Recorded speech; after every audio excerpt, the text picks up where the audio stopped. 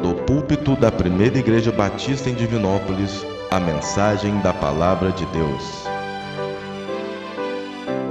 Pastor Edson, irmãos, está acompanhado da sua esposa, a irmã Melry Soner. Quero pedir que a irmã fique em pé, está ali à minha direita. Sinta-se muito bem-vinda entre nós, ao lado da irmã Viviane. E o pastor Edson, há quase 8 anos, serve ao Senhor na Primeira Igreja Batista de Garça, em São Paulo. É pai da Daniela, do Jonatas e da Isabela, e atua como missionário itinerante da macro-região de Marília, projeto da Convenção Batista do Estado de São Paulo. Além disso, pelo projeto Prega a Palavra, que tem como sede Atibaia, Primeira Igreja Batista de Atibaia. Pastor Edson é o diretor regional para a região centro-oeste do Brasil. Obreiro que tem batalhado pela expansão do Evangelho. Com alegria nós o recebemos para que ouçamos a mensagem do Senhor. Eu peço a todos os irmãos que atentamente ouçam a mensagem e que evitem ao máximo possível qualquer movimentação neste auditório enquanto a palavra de Deus estiver sendo pregada. Boa noite, meus irmãos. É um prazer estar aqui hoje à noite com os irmãos, sobretudo cultuando aquele que merece toda a honra, glória e louvor. Quando eu recebi o convite do Fabrício, eu disse a ele a priori que eu não poderia vir. De verdade, um esforço muito grande, irmãos, dadas as atividades que nós temos ali em São Paulo, mas também não poderia deixar de vir, já que eu conheço o Fabrício há mais ou menos 18 anos. Ele era um garoto, estava recém-saído da adolescência, indo para a juventude. Façam as contas agora. E Fabrício, desde o início, se mostrou muito abnegado e o desejo de servir ao Senhor. E nesse período todo nós caminhamos juntos e eu participei de muitas das suas boas decisões. O nascimento eu não tive culpa, está ali o pai. A conversão também não, porque eu não estava lá ainda. Mas depois disso, ministério pastoral, seminário, acompanhei o início do namoro, as distâncias até Rondônia e Ribeirão Preto, o casamento, a apresentação do primeiro filho. Melissa também não faz parte, eu não tive contato muito com Melissa, mas com os demais todos nós tivemos a oportunidade de trabalhar com eles e pela graça de Deus influenciá-los, porque se não for a graça de Deus, de fato não teríamos feito absolutamente nada. E estar aqui hoje à noite, irmãos, é uma honra. Quando conversei com a minha liderança essa semana, eu disse do convite, dado uma infinidade de trabalhos, pastor, vá porque é uma honra para o pastor. E eu fiquei feliz porque ouvi isso da liderança, dizendo que é uma honra. Portanto, irmãos, é bom estarmos juntos nessa noite para compartilharmos da palavra do Senhor. Se você tiver sua Bíblia aí, você vai abri-la na segunda carta de Timóteo, capítulo 4, leremos os versos de 1 a 8, não agora. Todos nós gostamos de boas histórias. Eu quero começar contando uma história para você, porque sem dúvida vai nos ajudar nesse processo de entendimento da palavra essa noite. Certo homem de boa reputação, um homem religioso, embora tenha feito muitas coisas ruins na sua vida, certa vez se arrependeu dos seus pecados, dos seus erros, das suas maldades e resolveu: agora vou sair pelo mundo, vou fazer boas coisas, eu quero pregar a paz. Este homem gozava de muito prazer em conhecer novas pessoas, ele gostava de novas pessoas, e nessas suas andanças pelos lugares onde ele acabara de estar indo, interessante que este homem gostava de pessoas, mas não só gostava de pessoas, mas as valorizava também. E muitas vezes, por causa do seu trabalho, de cidade em cidade, por causa do trabalho que ele tinha, quando não podia mais se relacionar com elas, então ele escrevia cartas.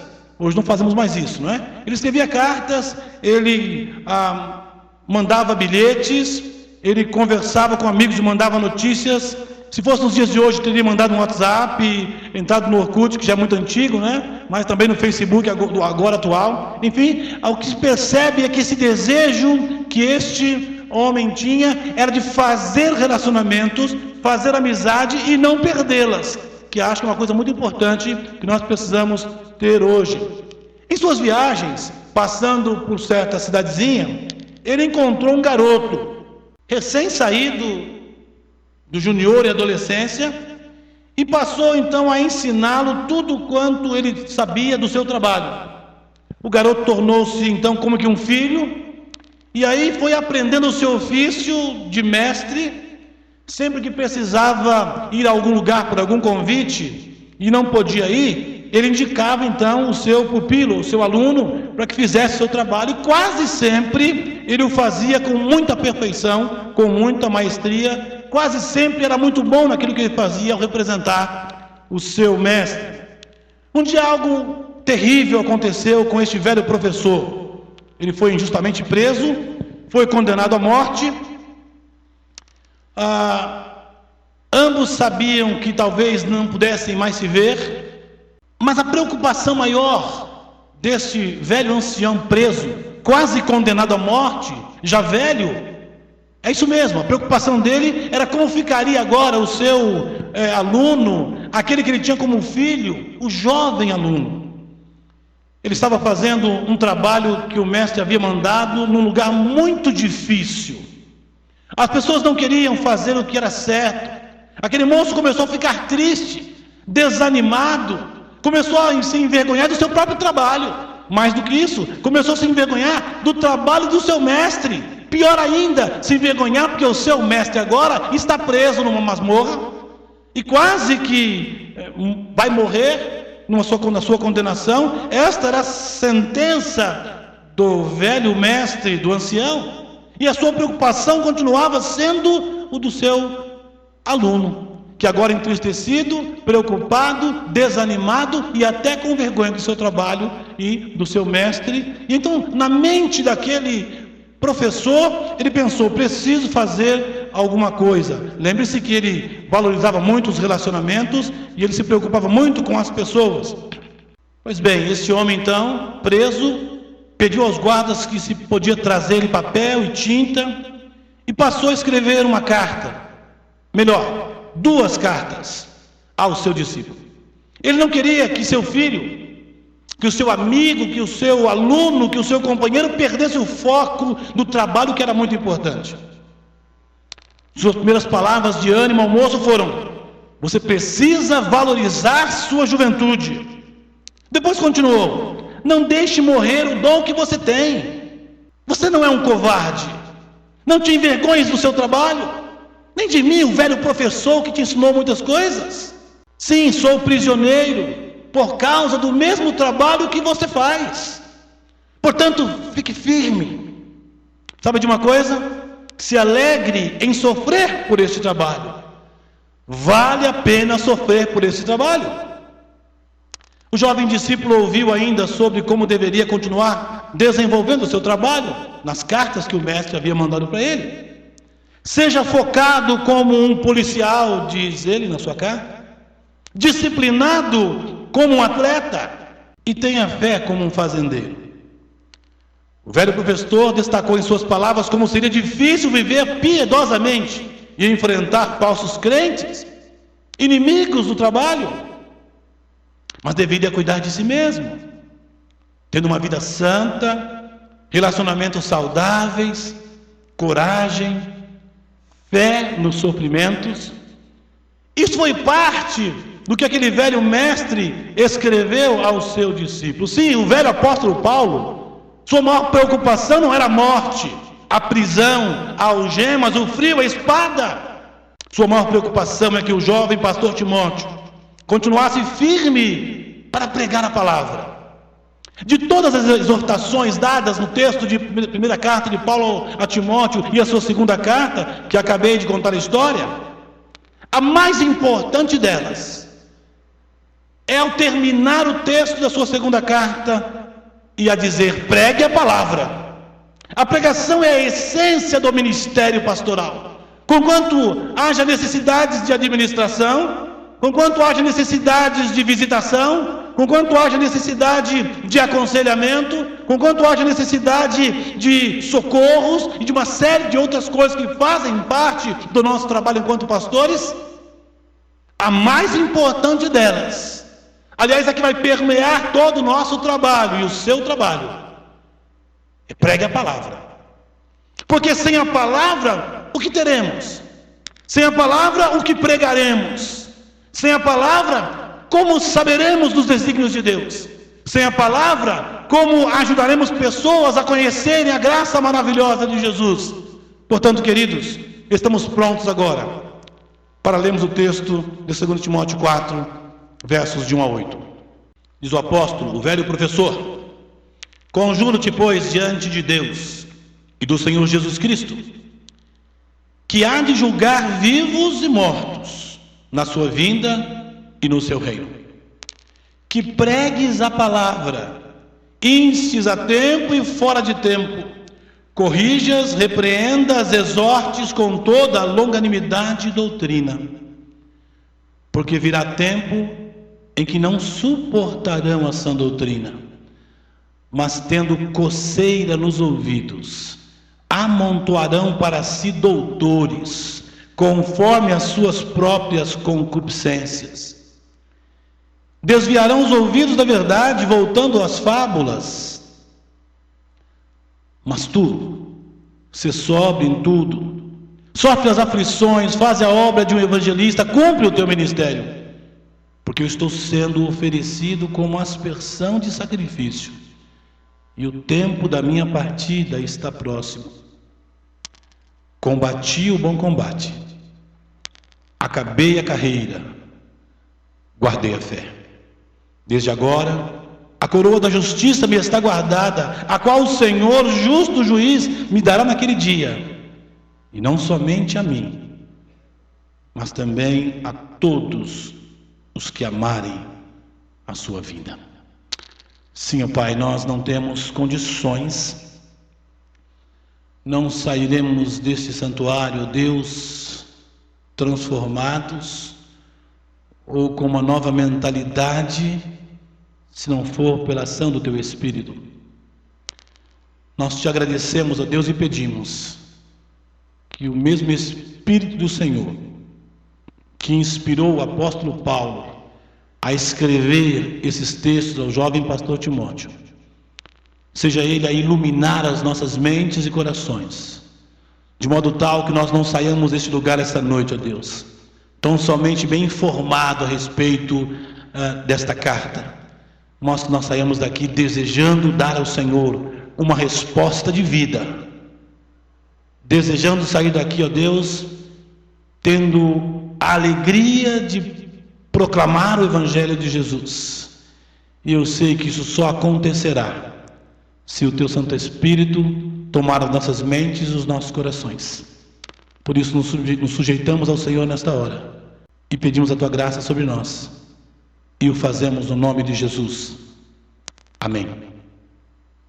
Quero pensar com os irmãos essa noite rapidamente. O ministro deve pregar fielmente a palavra até o fim, mesmo que passe por aflições, na certeza que será recompensado pelo Senhor. Se você for para casa e não se lembrar do que eu preguei, eu queria que você guardasse essa frase contigo. O ministro deve pregar fielmente a palavra até o fim, mesmo que passe por aflições, na certeza que será recompensado pelo Senhor. Aliás, é importante que se diga aqui que, embora estejamos hoje num culto de posse pastoral, para um exercício importante, todos nós temos a responsabilidade de que, com fidelidade e fielmente, proclamar o Evangelho que nós conhecemos. Todos nós somos instruídos dia a dia por pastores, por professores na escola, por pequenos grupos, e onde nós estamos, aprendemos mais da palavra, não para guardarmos apenas para nós, mas para dizermos ao outro, ao nosso amigo, ao nosso vizinho, ao companheiro de trabalho, lá na faculdade, na escola, no campo de futebol, que o Evangelho de Cristo funciona, porque funciona na sua vida. E deste modo, então, irmãos, quando olhamos para esse texto, não estamos apenas olhando a função pastoral, na perspectiva pastoral, mas o ministério da pregação do Evangelho na sua perspectiva, na perspectiva de um crente, se assim podemos dizer, um crente normal, porque parece que pastor não é normal, alguns dizem pelo menos. De modo, irmãos, eu quero pensar com vocês sobre isso.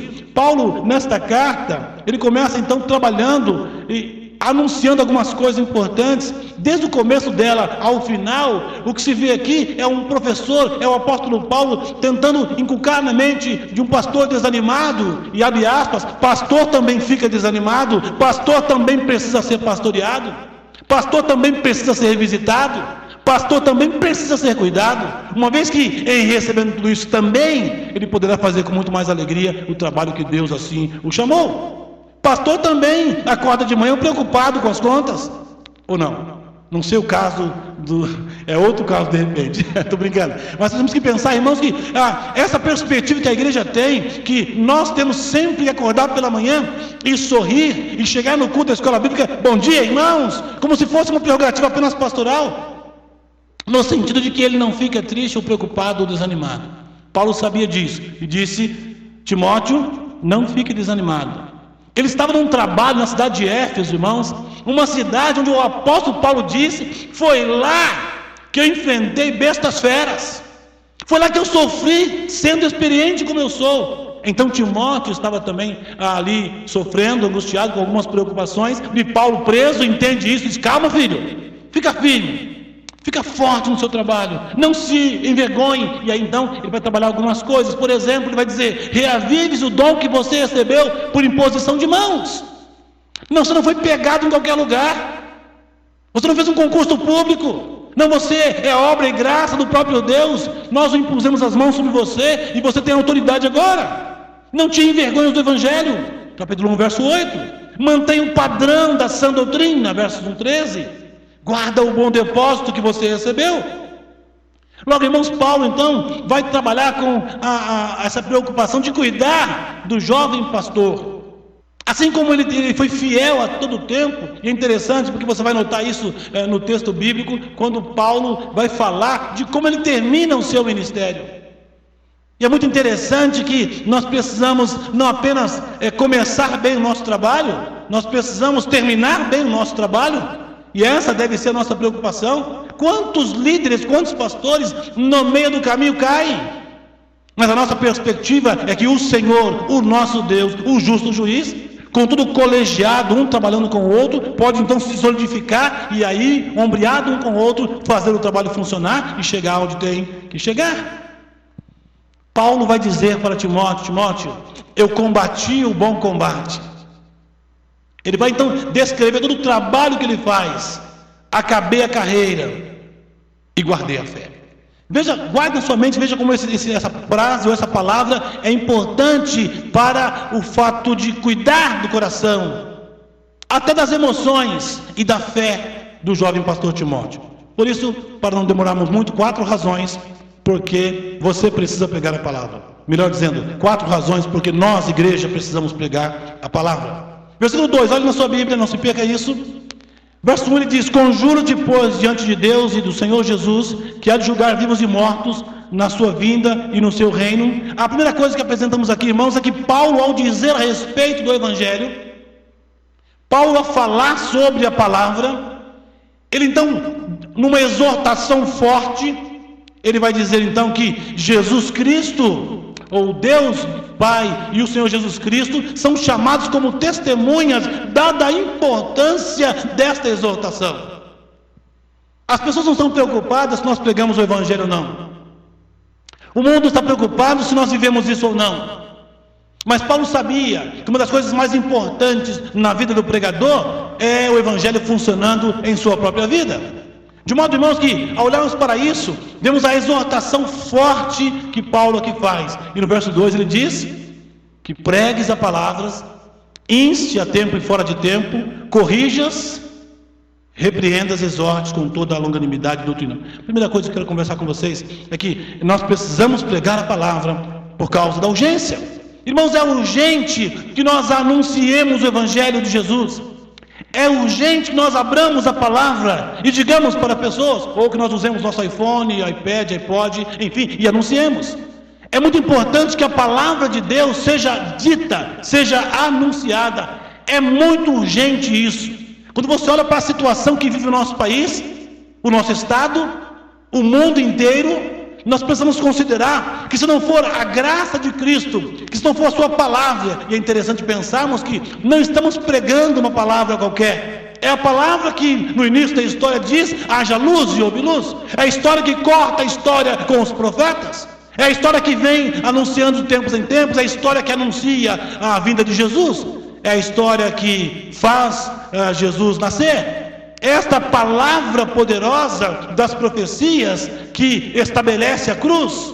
E esta palavra que é o Evangelho, como o apóstolo Paulo diz: pela palavra ele foi morto, ou pela anunciação da palavra foi morto, crucificado, ressurgiu e vivo está. Não é um livro qualquer, um texto qualquer, uma palavra qualquer. Nós estamos anunciando a palavra poderosa de um Deus poderoso. E por que isso nos assusta muitas vezes? Porque temos medo de dizer a respeito daquilo que a palavra é. Porque parece que nos acovardamos muitas vezes. Então há uma urgência. Então perceba comigo no texto: insiste a tempo e fora de tempo. Quantas vezes forem as oportunidades surgidas, diga a respeito do Evangelho. Quantas vezes foram as oportunidades que aparecerem para nós, que bateram na nossa porta, anuncie esta palavra que é poderosa. É com esta palavra que você vai aconselhar. Quando o seu amigo no trabalho disser que tem problema no casamento, você vai dizer para ele que a palavra de Deus tem solução para isso. Ela descreve responsabilidades de todos ali. Se lá então tem um problema com o filho, você vai dizer que o pai amoroso, que recebeu-nos como filhos depois de estarmos perdidos, agiu com amor, então tem solução para o seu filho. É muito interessante, irmãos, porque o que se vê por aí hoje são tantas receitas de faça isso, faça aquilo, e terás anos de casamento. Ganhe o seu filho pelos 10 passos do não sei o quê. Mas aqui o aconselhamento, a repreensão, a exortação, os vários tipos de trabalho que fazem parte da nossa vida pastoral, que faz parte do seu trabalho como crente, é de anunciar. Use a palavra para aconselhar, use a palavra para repreender, use a palavra para exortar. Faça isso, exorta com paciência e ensina, diz Paulo a Timóteo. Há uma urgência que isso aconteça, você precisa entender isso. Eu não sei quantas vezes você teve experiências trágicas como a que eu tive uma vez, de uma irmã da igreja me procurou e disse: pastor, eu tenho um amigo muito próximo que está internado, ele está nos últimos dias da sua vida, e ele me pediu para levar um pastor para pregar para ele, ele está aberto para o Evangelho. E eu marquei com a irmã e esqueci, não fui, e o homem morreu. Você imaginou isso? Pela graça de Deus, você não tem um sentimento de culpa de que aquilo, mas eu poderia ter feito algo melhor. Mais do que isso, ela poderia ter feito algo melhor, sem que o pastor tivesse que estar com ela lá. Mas parece que às vezes nós deixamos, pode ser amanhã, vai ser amanhã. E mesmo, irmãos, quando eu digo, eu leio a Bíblia amanhã, eu estudo amanhã, essas coisas são urgentes. Quando você vai ao médico, você vai ter uma série de saúde, toma esse remedinho aqui, e você então não toma um remedinho naquela hora, eu tomo depois. Não, você toma logo, você sabe que você vai morrer se você não tomar. Por que a palavra é diferente? Achamos que a porção dela, o ensino, pode ser feito depois. O texto de Paulo vai dizer rápido, urgente, é muito necessário. Eu vou dizer por que, irmãos, Paulo está dizendo isso. A primeira atitude de Paulo, a primeira exortação, tem a ver com a urgência da pregação, a urgência do ensino bíblico. Mas ele continua. Olha na sua Bíblia, versos 3 e 4 desse texto. Sabe por que você precisa pregar? Sabe por que tem que ser urgente? Porque há um desprezo pela verdade. Há um desprezo pela verdade. Versos 3 e 4. Porque virá tempo em que não suportarão a sã doutrina, mas tendo grande desejo de ouvir coisas agradáveis, ajuntarão para si mestres segundo seus próprios desejos. E não só desviarão os ouvidos da verdade, mas se voltarão às fábulas. Esse não era apenas o contexto do apóstolo Paulo, do início da igreja lá na história. Essa é uma realidade, irmãos, assustadoramente nossa no século 21. As pessoas agora estão desprezando a verdade. Elas querem ser enganadas. Elas gostam de ser enganadas. Eu não sei se eu estou sendo radical demais usando essas mesmas expressões, mas o nosso povo tem sido enganado a cada dia. Irmãos, assustem-se. Eu não estou dizendo apenas de pessoas que não conhecem a Cristo.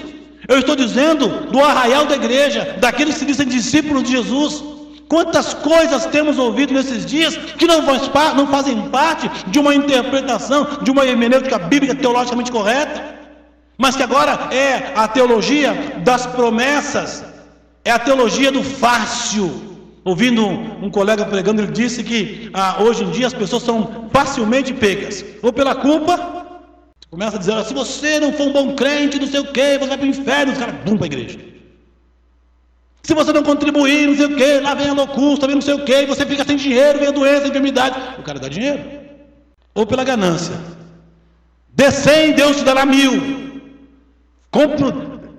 Cuide bem do seu carro velhinho, e ore a Deus, e unja o seu carro, e Deus vai te dar um carro novo. Mentira! Isso não é bíblico. Há um desprezo pela verdade, porque as pessoas não suportam a sã doutrina, não suportam a verdade. Ajuntarão para si mestres segundo os próprios desejos. A palavra no texto ali, concupiscência, né? Ou o desejo da minha carne. Irmãos, hoje a gente quer só ouvir o que a gente quer ouvir. Alguns dizem que esse é o clima da pós-modernidade, né? Não, isso é desde que o mundo é mundo, as pessoas não querem ouvir a verdade, não valorizam a verdade, não suportam a sua doutrina. Sabe o que fazem? Correm atrás dos líderes que querem, correm atrás dos homens que falam o que elas querem ouvir. E quantas vezes, irmãos, esses homens que estão aqui atrás de mim, e a nossa vida pastoral, e os que você conhece no mundo, homens fiéis ao Senhor, têm sido desprezados por pessoas que vão atrás de outros mestres, enfiar sua cabeça debaixo da mão de homens que não têm escrúpulo nem caráter nenhum. Quantas vezes isso acontece? Então, por que temos que pregar? Porque se nós não fazemos isso, temos que impedir que outros façam. Se nós não vamos fazer isso, alguns amigos, vizinhos, familiares, até famílias e filhos fazem também. Ajuntarão para si mestres segundo os seus próprios desejos. Bom, eu quero ficar rico. Eu vou então conversar com o pastor Tarcísio, vamos montar um trabalho aqui de levantamento de ofertas. Não é aqui o local, então eu vou para onde tem. Não é assim? E essa proposta que se apresenta por aí? Ajuntarão para si segundo os seus próprios desejos, não segundo aquilo que o Evangelho de Cristo diz na linguagem paulina. Não aquilo que Cristo nos mostrou como Evangelho. Eu quero ouvir o que eu quero ouvir. E quando o pastor passa a dizer biblicamente o que você não quer ouvir, o que as pessoas não querem ouvir, elas vão para outros arraiais, vão procurar outros líderes, vão anunciar como ele fala bem, como ele é eclético, como ele é compreensivo, como ele então gosta de todo mundo. Sabe, irmãos, esse não é o Evangelho de Cristo muitas vezes. E o pior do que isso, se voltarão para as fábulas, para contos. E claro que o original aqui é diferente no contexto, não é? Lá, fábula significava as leis do Velho Testamento, estão presos a algumas leis, não a liberdade de Cristo. Mas, na verdade, alguns hoje ouvem histórias de carochinha, creem em qualquer coisa que apareçam por aí. É por isso que o nosso país hoje, irmãos, dá prêmio internacional para quem escreve livro de autoajuda. Por isso que homens que escrevem livro de autoajuda, como alguns que nós temos no Brasil, são reconhecidos na Sorbonne e outras faculdades em Harvard de companhia limitada. Porque escrevem coisas que os homens querem ouvir. Você precisa ter uma vida santa diante do Senhor, e Deus vai abençoar a sua vida. Segura um pouquinho isso aqui, vem cá. 10 passos para uma vida feliz, qual é melhor? O que dói menos? Sabe, irmãos, você olha para as prateleiras das editoras, e você vê uma série de bobagens sendo escritas, e de pessoas incrédulas indo atrás disso, desgraçando as suas vidas. Mas membros das nossas igrejas também estão assim. É muito mais fácil ouvir o que fulano e beltrano está dizendo com coisas que não alimentam nada. Seleção de revistinha para adolescente. Tem um monte por aí, pastor. E elas ficam felizes por ler aquelas porcarias todas. E nós precisamos ensinar a ler a palavra de Deus. Há um desprezo pela verdade da palavra de Deus. Isso não é tão complicado entendermos, já que os fariseus também não gostavam da verdade, os saduceus, os zelotes, herodianos, aquela raça toda que estava lá, também não gostava da verdade. E Deus nunca fez barganha com eles. Deus nunca chamou os apóstolos, vamos reunir aqui, 5 passos para uma vida feliz, vamos então acordar às 5 horas da manhã, vamos então ingerir isso, aquilo outro, e você vai ser feliz. Não falou isso. Vai lá e ora, tem uma vida santa, ame o seu inimigo, contribua para a necessidade do outro. Isso é ter vida santa, isso é ter vida de felicidade, isso é ter amor pela palavra e não é desprezar a verdade. O mundo que nós vemos hoje, segundo Paulo aqui está orientando a Timóteo, há um desprezo pela verdade. As pessoas querem ouvir aquilo que elas querem ouvir, é mais fácil, é mais gostoso. Terceira razão, porque Paulo está dizendo que Timóteo precisa pregar a verdade, porque falta ministros fiéis.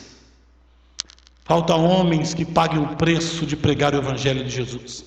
Faltam crentes, como nós aqui, que queiram ser fiel a Deus e não fiel ao companheiro. Adolescentes, isso é muito próprio do adolescente, né? Está na rodinha de amigos, e aí então alguém faz uma bobagem, e ele dá risada disso, porque ele faz isso, porque ele concorda com o erro, porque ele não quer se perder do relacionamento. Adolescente vive em grupo, vive em bando, dá risada, fala alto, eles gostam disso, é bom, faça isso mesmo, mas não barganhe a sua fé com pessoas por causa da amizade deles. Não barganhe a sua fé porque o A ou B, você não ficou com o Beltrano, não ficou com o Ciclano. E a gente ouve isso todo dia, e nós também ouvimos isso.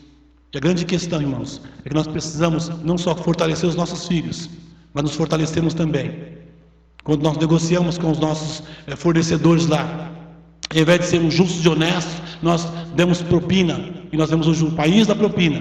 E aí, o que mais dói é o país da propina, onde tudo é normal. Ouvi de uma ovelha minha, pastor, estou fechando a minha empresa. Mas por quê? Porque eu não consigo vender. Você não consegue vender? Marketing, não sei o quê, vai lá onde faz as propagandas, trabalha. Não, pastor, para vender eu preciso dar dinheiro para o cara. Eu não consigo mais vender. Eu vou aqui, quanto você vai me dar? Eu vou ali, me paga uma viagem. Eu vou aqui, compra uma coleção de livros para mim. Eu vou ali, me paga aí uma sessão na zona de meretrício. E ele não consegue mais vender. Porque ele chega lá, quanto você vai me dar? Fulano me ofereceu tanto. E agora ele não consegue mais vender, e agora vai fechar a empresa dele. Porque faltam homens fiéis, crentes fiéis, ministros fiéis. Mas o texto, irmão, vai chamar a nossa atenção, porque Paulo fala assim, mas com você não. Com você não. Olha o texto. Versículo 5. Depois de descrever quem era isso, e se você depois tiver o cuidado de olhar a carta de Timóteo todas as confusões que existiam ali, os falsos mestres, né? A pessoa chama de FM, né? Falsos mestres, os falsos mestres, o povo do lá, né? Encontrei um FM hoje, você já sabe que é falso mestre, ok? Mas o texto está dizendo isso, que a preocupação de Paulo aqui é que não havia homens fiéis, mas Timóteo, tudo que você aprendeu onde? Lá em casa com a vovó, lá em casa com quem mais? Com a mãe, não é? As Sagradas Letras, aprendeu com o apóstolo Paulo, caminhou. Tudo isso que você ganhou é para te fazer diferente. Tu, porém, cumpre o teu trabalho. Não faz iguais aos outros. Eu preciso ganhar mais. Eu preciso ter carro do ano, casa nova. Eu queria também ter isso. Mas não ao preço de vender o Evangelho. Não ao preço de negociar o Evangelho. E olha só o que ele vai dizer aqui: ser equilibrado em tudo. Ele já fala isso na primeira carta, quando ele vai dizer, eu não sei se o pastor tocou isso no assunto de manhã hoje, né? Mas da juventude. Ele está exatamente pensando nisso. Um pastor jovem que já passara por tantas dificuldades e aflições. Timóteo, é a palavra que vai dar equilíbrio que você precisa. É o Evangelho que vai fazer você ficar firme. Então, ser equilibrado em tudo. Então, o pastor fiel, ele é equilibrado em tudo. Irmãos, quantas vezes, e é muito complicado falar isso, eu não gosto muito de usar isso nas minhas mensagens, mas de ficar falando dos outros aí fora, mas o mundo que nós vivemos hoje está mercantilizando o Evangelho de Cristo, a palavra e a obra de Cristo. Porque não há mais fidelidade com o Evangelho. Eu não posso mais falar de pecado, porque o irmão A ou B ou C vai embora. Aí ele vai ouvir o outro lá que não fala disso. Eu não posso falar disso porque o outro vai embora, mas o outro fala, então eu vou para lá. E aí a fragilidade dos púlpitos começa a mostrar-se claramente por conta disso. A infidelidade vai tomando conta de muitos líderes. Ser equilibrado em tudo. Que é uma coisa interessante. Paulo fala assim, sofre as aflições. Quem gosta de sofrer? Qual é a temática de hoje? Você não precisa sofrer mais. Vem aí agora, você vai ter então 7 semanas de não sei o que e vai ficar tudo certo. Porque o evangelho hoje, irmãos, tornou-se algo muito esquisito. Não o evangelho de Jesus. E por que eu estou dizendo isso? Porque nós precisamos de homens fiéis. Homens que não tenham coragem de dizer, homens que tenham coragem de dizer a verdade. Homens que tenham coragem de dizer, assim diz o Senhor. São os oráculos de Deus que nós vamos pregar. Ou seja, são as palavras de Deus que nós vamos pregar. São os em verdade vos digo que nós pregaremos. É o evangelho de Cristo. Portanto, sofrer faz parte do evangelho. Aliás, muitos não entendem isso. Quando Jesus vai dizer lá que nós precisamos negar a nós mesmos, já é sofrimento. Tomar a cruz então piorou. Mas nós queremos um evangelho que não traga sofrimento, traga dinheiro no bolso e saúde para dar e vender a oraçãozinha do 31 de dezembro. Isso não é evangelho.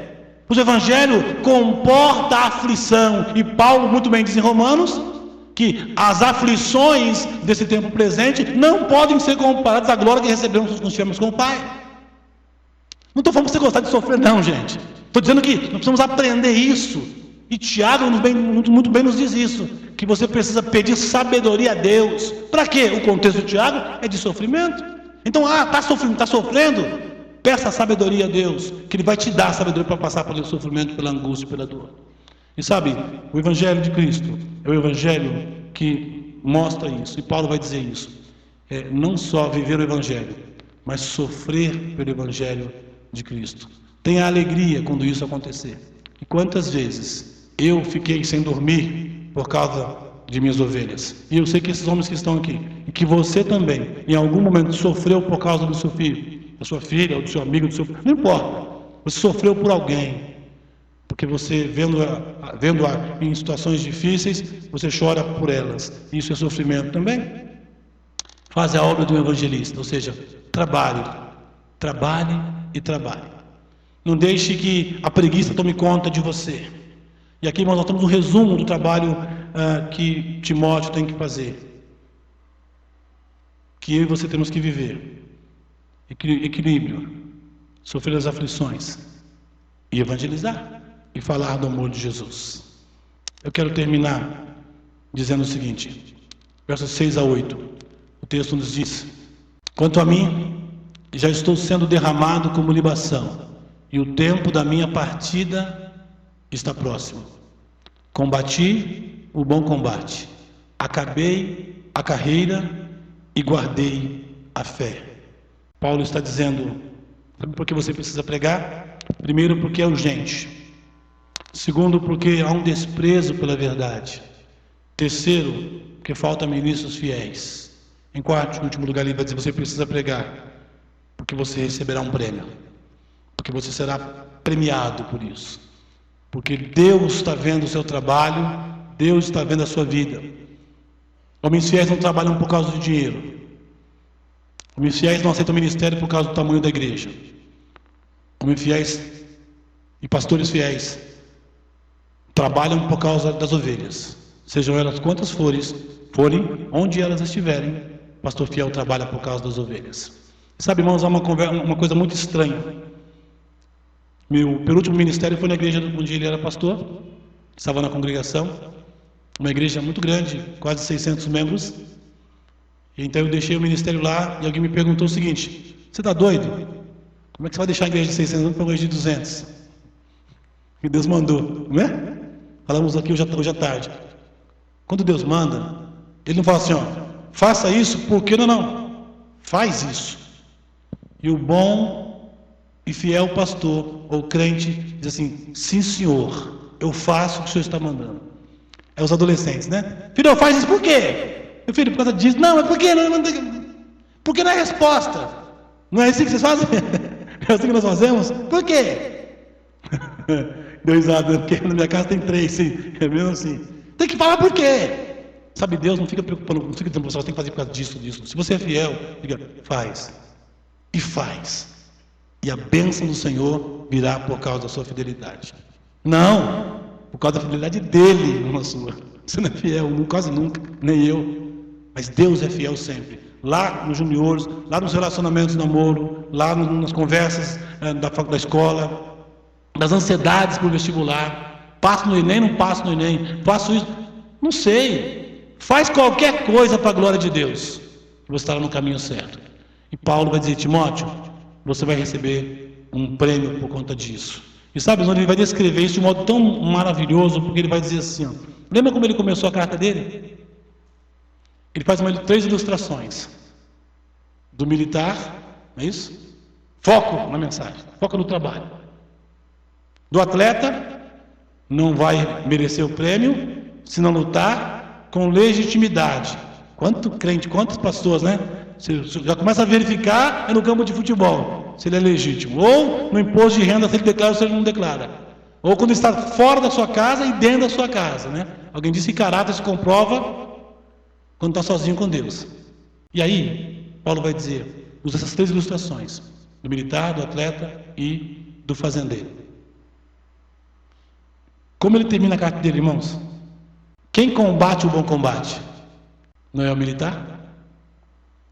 Quem termina a carreira? Não é o atleta? Quem guarda a fé? Eu não sei se tem a experiência de agricultor que planta tudo e aí não chove. E agora, Senhor? Ele tem que ir lá. No meu primeiro ministério tinha um irmão que ele plantava soja. Era o irmão mais fiel da igreja. Cuja oração estava em todos. Por quê? Porque ele precisava depender de Deus para que Deus mandasse a chuva e fizesse a soja nascer. Ele plantava porque ele tinha que plantar. Mas Deus dava o crescimento para a plantação daquele homem. Paulo termina assim: eu não falei para você, Timóteo, e eu não estou dando para você esse conselho hoje, simplesmente porque você tem que fazer. Eu fiz isso, Timóteo. E é isso, irmão, que eu queria que você entendesse hoje, que nós pastores entendêssemos. Quando nós falamos, nós precisamos fazer. E Paulo vai dizer assim: Timóteo, faz isso, foca nessa ilustração, porque eu combati o bom combate. Eu terminei a carreira, eu guardei a fé.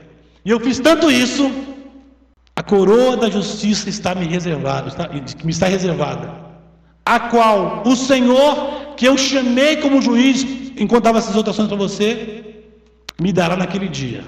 Quantas vezes você ouviu Paulo dizer: eu sei em quem tenho crido, e eu estou bem certo que Ele é poderoso para guardar o meu tesouro até o dia final? Quantas vezes você ouviu isso? Sede meus imitadores, porque eu sou de Cristo. Sofro com alegria pela obra do ministério. Paulo falava tudo isso. E agora, no final da carta, ele vai dizer isso: a coroa da justiça me está reservada, a qual o Senhor, o justo juiz, me dará naquele dia. Abra os ouvidos aí. E não somente a mim, mas a todos que amarem a sua vinda. Eu não sei aqui nessa região, mas eu tenho ouvido muito poucos sermões sobre a volta de Jesus. A gente está tão preocupado com as coisas que acontecem no nosso dia a dia, que a gente não quer que ele volte logo, porque não acabei a faculdade, né? Não comecei nem a namorar ainda, né? Não casei ainda, não terminei minha casa, não fiz a faculdade, não fiz. Aí você parece que fica nesse turbilhão de coisas. E Paulo diz assim: eu estou aqui quase morrendo, sou um velho, eu fiz o que eu tinha que fazer, eu não vou para o túmulo magoado, porque eu não recebi o que eu queria receber, mas estou sendo entregue como a última gota da oferta, lá no Velho Testamento, a oferta de libação, é a última coisa que está indo. Eu estou entregando a minha vida, e eu sei que o justo juiz me dará a coroa naquele dia. Eu e você precisamos ter isso em mente. Nós precisamos pregar a palavra. Precisamos pregar essa palavra porque este mundo que nós vivemos precisa dela. É urgente. Porque essas pessoas que precisam do Evangelho desprezam a verdade. E falta pessoas para pregarem essa verdade. Mas se o fizermos, nós seremos recompensados pelo Senhor. E eu quero usar como modelo, não a pessoa de Paulo, embora seja um dos heróis da fé, mas eu quero usar a pessoa de Jesus. Foi ele quem chamou o apóstolo Paulo, foi ele quem chamou Timóteo, chamou esses homens aqui, pastor Fabrício, ele nos chamou e chamou a você. Foi ele quem chamou. E esse Jesus fez o que ele tinha que fazer. Brigou com aqueles que desprezavam a verdade. era incansável na pregação o tempo todo. Sobre ele é dito na Bíblia que recebeu o nome que é sobre todo nome, e ao nome de Jesus se dobre todo o joelho, dos que estão nos céus e na terra. Jesus é o nosso modelo de pregador, de servo, de pregador da verdade, de combatente do erro, de fiel anunciador do Evangelho. E ele recebeu o nome que é sobre todo nome. Eu e você, pastores ou não, precisamos pregar a verdade. E Deus, na sua glória, há de cuidar de nós. Se ele somente resolva dizer: vinde benditos do meu Pai, recebei por herança o reino que vos está preparado desde a fundação do mundo, muito bem, está bom demais, porque eu vou estar com ele na eternidade. Mas se algo mais vier, porque ele é fiel e nos chamou para sermos fiéis também, nada do ministério desta igreja tem mais valor do que a pregação do Evangelho. O que acontece no ministério infantil, na escola bíblica, na questão de música, nos adolescentes, nos jovens, na administração, na finança, tudo! Então a coisa mais importante da igreja é a palavra de Deus, que é poderosa. O ministro deve pregar fielmente, o crente deve pregar fielmente a palavra, pregar até o fim, mesmo que passe por aflições, na certeza de que será recompensado pelo Senhor. Você crê nisso? Amém. Que todos nós creemos nisso. E o que faz uma vida de uma pessoa mudar é o Evangelho de Jesus. Eu queria que você batesse a sua cabeça agora para a gente orar. E enquanto você ora, eu quero fazer uma pergunta. Eu não conheço vocês todos, eu não sei quem é quem. Baixe sua cabeça e feche seus olhos. Eu queria que você orasse. E se você está conosco hoje à noite, você, como pastor disse no início do culto, não ainda tomou uma decisão de reconhecer Jesus como Salvador da sua vida, você tem essa oportunidade hoje. Não deixa passar essa oportunidade não, porque esta palavra que nós estamos pregando, a palavra que Paulo disse a Timóteo para pregar, é a palavra de transformação que pode vir na sua vida. Ao terminar esse culto, você pode procurar o pastor ou qualquer membro dessa igreja e dizer: eu quero entregar minha vida para Jesus. E qualquer um aqui está apto para fazer isso, para ajudar você a ter uma vida nova, a ter o seu nome escrito no livro da vida e a ser um pregador do Evangelho, um pregador da palavra que muda, que transforma, que restaura, que estabelece a vida de uma pessoa. Se você quer isso, você vai procurar depois uma pessoa, pastor, a equipe pastoral, que vai dizer: eu quero que vocês me apresentem melhor a obra de Jesus. Se você é membro desta igreja e não tem pregado o Evangelho como você deveria pregar, tem deixando a coisa passar, não entende a urgência, pensa nisso, meu querido. Você precisa pregar esta palavra, viver esta palavra, anunciar esta palavra, porque é a coisa mais importante que deve acontecer. Deus querido, nessa noite nós queremos nos render ao Senhor, queremos nos alegrar com a Tua palavra, Pai, especialmente porque Jesus é o nosso maior modelo de pregador, de amor pela Tua palavra, Senhor. Porque Jesus, Ele amou a verdade até o fim, combateu a heresia e os falsos ensinos, mas amou as pessoas. Por isso, ó Deus, nos ajude nessa noite, saímos daqui com a convicção clara de que nós precisamos anunciar a Tua palavra, precisamos ensinar a tempo e fora de tempo, usar as oportunidades, precisamos ser fiéis com a Tua palavra, Senhor, porque o Senhor, que já nos abençoou com toda sorte de bênçãos espirituais, vai nos dar naquele dia o prêmio da Tua eterna presença. Recebe o nosso louvor essa noite, ó Pai. Obrigado por esta igreja, Senhor, por todos os seus anos de vida, que ela continue próspera, ó Deus, anunciadora do Evangelho de Cristo, que ela viva a Tua palavra a cada dia, que o pastor e a equipe pastoral sejam exemplos de fé, equilibrados, amantes da Tua palavra, Senhor. Obrigado por eles, que eles amem as Suas ovelhas a cada dia mais, mas, Senhor, que as ovelhas amem também os seus pastores, de modo tal que eles se tornem uma família mais poderosa para a proclamação do Evangelho de Jesus. Pai, que a Tua palavra seja nosso desejo, que anunciá-la seja nosso desejo, Por isso, nos ajude como igreja, como pregadores, que Teu Santo Espírito nos abra a visão para anunciá-la, a tempo e fora de tempo, sempre a Deus, para a glória do nome do Senhor. Por isso, ó Pai, nesta noite, nós desejamos que ao Senhor seja dada toda a honra, toda a glória e todo o louvor, para todos sempre, até aquele dia que nós nos encontraremos com o Senhor para vivermos para sempre. Amém. Esta foi a mensagem da Palavra de Deus.